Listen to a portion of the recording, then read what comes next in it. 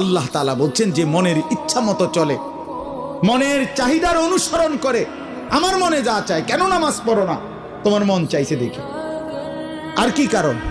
তোমার মন চাইছে, তুমি পড়ো না কেন? সারাদিন নারী দেখো, ছবি দেখো, তোমার মন চাইছে, এই তো না, আর কি তো কিছু না।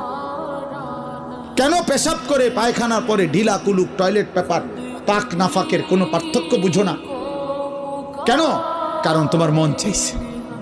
মন চাইছে। রাতের বাইজা গেছে 3টা, তুমি ঘুমাও না। দিনের বাইজা গেছে 10টা, তুমি ঘুম থেকে ওঠো না। কারণ তোমার ইচ্ছা, তোমার মনে যা চাইছে তা। আল্লাহর কসম বাপ, আমার কথায় রাগ করো না। আল্লাহ তাআলা কোরআনে বলছে এরকম মনের ইচ্ছার যে অনুসরণ করে, মনের যা চায় তাই করে, আল্লাহ বলছে তার উদাহরণ হলো কামাসালিল কালব, কুত্তার মতো, কুত্তার মতো, কুত্তার মতো, কুত্তার মতো, কুত্তার মতো। এই নামাজি বেনামাজি বেহায়া, মনে রাখ।